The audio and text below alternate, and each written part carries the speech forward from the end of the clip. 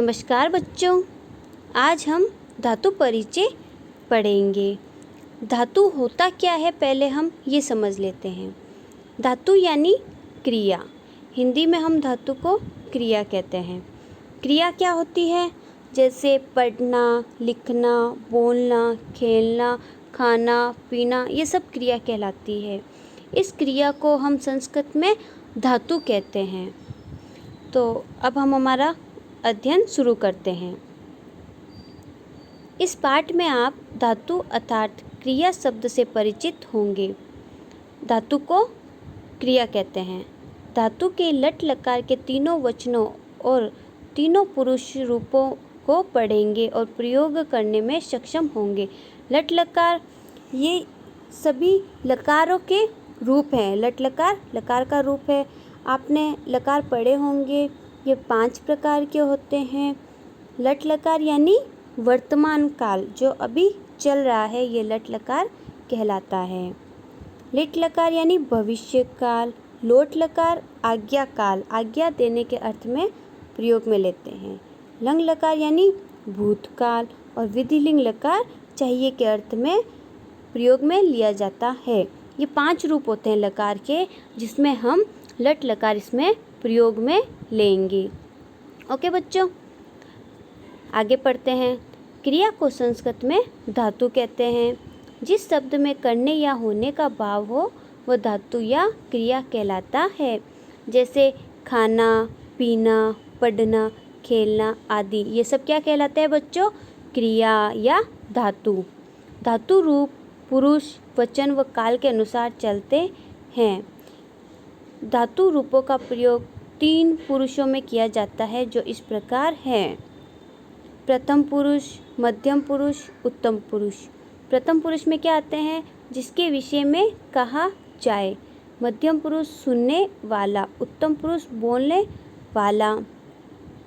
जिस प्रकार संज्ञा शब्द का प्रयोग एक वचन, द्विवचन और बहुवचन में होता है, उसी प्रकार धातु के रूप भी एक वचन, द्विवचन और बहुवचन में ही बनते हैं। एक वचन, द्विवचन, बहुवचन हमने पढ़ा था, यानी कि जो एक होता है उसके लिए एक वचन, द्विवचन यानी कि 2, बहुवचन यानी कि 3 या उससे अधिक बहुवचन के रूप में प्रयोग में लेते हैं। उदाहरण के लिए यहाँ पठ अर्थात पढ़ना होता है। इस धातु के रूप सिखाए जाएंगे। वर्तमान काल को संस्कृत में लट लकार कहा जाता है। इस लकार में रूप बनाते समय धातु में निम्न प्रत्यय जोड़े जाते हैं। लट लकार यानी कि जो वर्तमान चल रहा है अभी, उसको हम संस्कृत में लट लकार कहेंगे। तो लट लकार का प्रयोग अब इसमें किस प्रकार करेंगे बच्चों, ये हम समझेंगे। लट लकार यानी कि वर्तमान काल के प्रत्यय प्रथम पुरुष, मध्यम पुरुष और उत्तम पुरुष में किस प्रकार इसका प्रयोग में लिया जाता है। जैसे एक वचन यानी कि एक, तो अति। द्विवचन में अतः, 2 होंगे तो अतः। बहुवचन अंति। मध्यम पुरुष में असि, अतः, अथ। उत्तम पुरुष में आमि, आव, आमः। जैसे कि पठ धातु हो गया, तो पठ धातु में हम लट लकार का प्रयोग किस प्रकार करेंगे। जैसे प्रथम पुरुष में हम किस प्रकार करेंगे। इसमें देखो अति था, अब पठ धातु इस्तेमाल करना है हमें, तो पठती, ती आ गया पीछे, पठ धातु पीछे ती। अब द्विवचन में पठतः, तो इसमें अतः था, तो अब पठ धातु में हम द्विवचन में कैसे लिखेंगे? पीछे तह लगा देंगे। अंति, तो पठ धातु में हम कैसे प्रयोग में लेंगे? आधा न और ती। पठती का मतलब वह पढ़ता है। पठतः, वे दोनों पढ़ते हैं। पठन्ति, वे सब पढ़ते हैं। अगर लड़की पढ़ रही है तो भी यही लगेगा कि वह पढ़ती है। 2 लड़कियां पढ़ रही है तो भी यही लगेगा कि वे दोनों पढ़ती है। 3 लड़कियां पढ़ रही है तो वे सब पढ़ती है।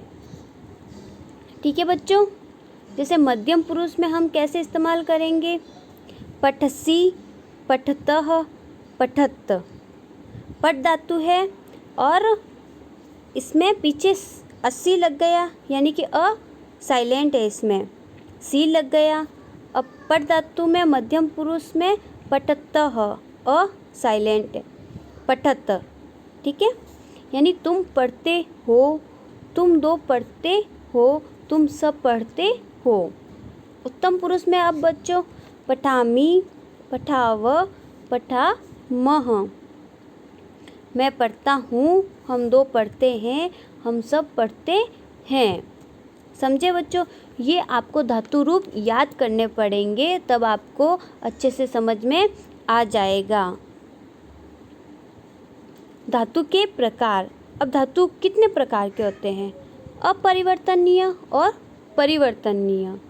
अपरिवर्तनीय धातु क्या होती है? जो धातु अपने मूल रूप में प्रयोग की जाती है वे अपरिवर्तनीय धातु कहलाती है। इन धातु के प्रथम पुरुष लट लकार के रूप नीचे दिए गए हैं।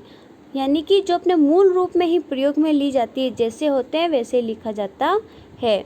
जैसे कि धातु दी हुई है, इसमें एक वचन, द्विवचन और बहुवचन में इनका प्रयोग करना है। लिख, लिख यानी लिखना, तो हम कैसे लिखेंगे अब लट लकार के रूप में? लिखती, लिखतः, लिखन्ति। ये भी पट धातु की तरह ही लिखा जाएगा। जैसे हमने कैसे लिखा था पहले, पठती, पठतः, पठन्ति तो वैसे ही लिखती, लिखतः, लिखन्ति। समझे? पीछे वाले सेम हैं, एक जैसे ही लिखा हुआ है तो एक जैसे लिखना है। वद धातु यानी बोलना, तो इसको भी हम ऐसे ही लिखेंगे। आगे का तो वद आ गया, पीछे सेम है। वदती, वदतः, वदन्ति। किड़ धातु यानी खेलना, किड़ती, किड़तः, किड़न्ति। एक खेल रहा है किड़ती, किड़तः दो खेल रहे हैं, किड़न्ति यानी कि हम सब खेल रहे हैं। भ्रम धातु यानी घूमना, भ्रमण करना, तो भ्रमति, भ्रमतः, भ्रमन्ति। एक भ्रमण कर रही है, दो साथ में भ्रमण कर रहे हैं, हम सब साथ में भ्रमण कर रहे हैं यानी घूम रहे हैं। धाव धातु यानी दौड़ना, धावती, धावतः, धावन्ति।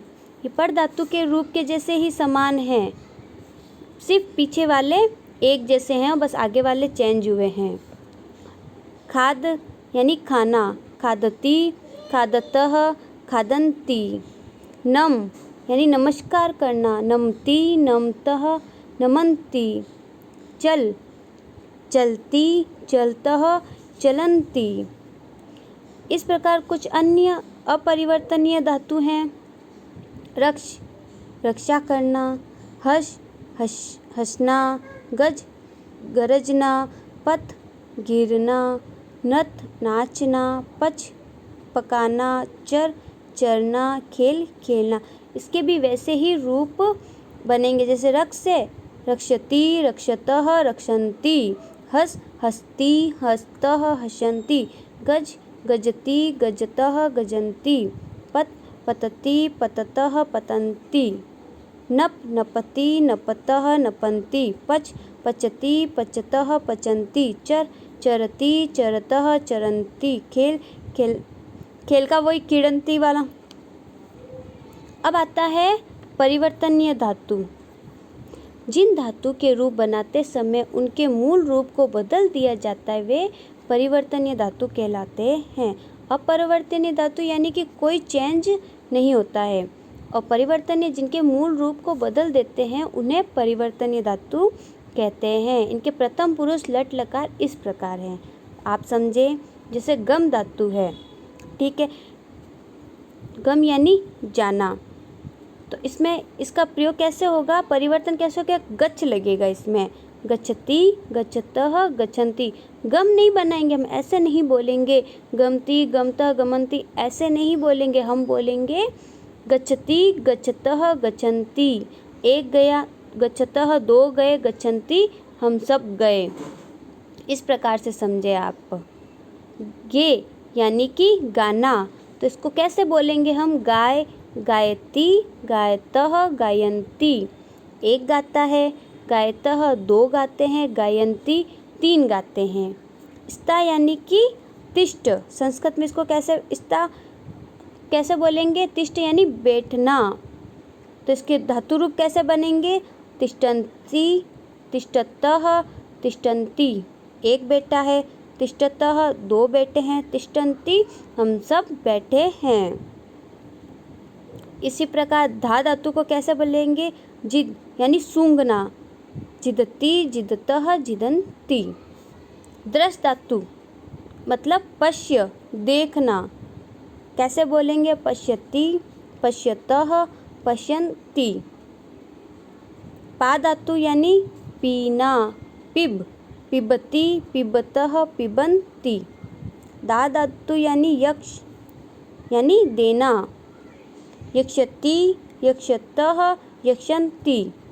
त्र धातु यानी तैरना, तिरति, तिरतः, तिरन्ति। ये आपको याद करने पड़ेंगे, तब आपको अच्छे से समझ में आ जाएगा बच्चों। अन्य परिवर्तनीय धातु है इसमें, जैसे नी, नी का न्य, तो इसका कैसे बनेगा? नियति, नियतः, निरन्ति। स्मृ, स्मृ यानी कि स्मृति, स्मृतः, स्मृति। भव धातु भवति, भवतः, भवन्ति। क्र यानी कर, करति, करतः, करन्ति। पच, पचति, पचतः, पचन्ति। कृश, कृशति, कृशतः, कृशन्ति। इस प्रकार से हमें यह बनाना है। कुछ में परिवर्तन होगा, कुछ में परिवर्तन नहीं होगा। जब आप धातु रूप याद कर लोगे तो आपको अपने आप बनाना आ जाएगा। ठीक है बच्चों, तो इनकी कुछ विशेषताएं पढ़ लेते हैं हम। संस्कृत में क्रिया को धातु कहा जाता है। लिंग का परिवर्तन होने पर भी धातु का रूप परिवर्तन नहीं होता। परिवर्तनीय धातु के रूप परिवर्तित करके प्रयोग में लाए जाते हैं। धातु रूप तीनों पुरुष तीनों वचनों में प्रयोग किए जाते हैं। तीनों वचन और तीनों रूपों में इसको प्रयोग लिया जाता है। शब्दकोश ये आपको पढ़ना बहुत ज़रूरी है, क्योंकि संस्कृत में ये इन सब का प्रयोग बार बार होता है। जैसे वध को क्या कहते हैं? हिंदी में बोलना, नृत्य को नाचना, रक्ष को रक्षा करना, त्र्य को तैरना, घा को सूंघना, धाव को दौड़ना, दृश को देखना, कीड़ यानी खेलना, खाद खाना, पच पकाना, प्रच पूछना, दा देना, क्र यानी करना, स्था यानी ठहरना, स्मृ यानी याद करना, स्मृ, भू यानी होना, भ्रम घूमना, खाद यानी खाना, नम्र यानी नमस्कार, पाय यानी पीना, गे यानी गाना, गम यानी जाना, चर यानी चरना, गज यानी गरजना। ये सब आपको याद होंगे तो अपने आप आपको कुछ कुछ संस्कृत की लाइनें अपने आप पढ़नी आ जाएगी।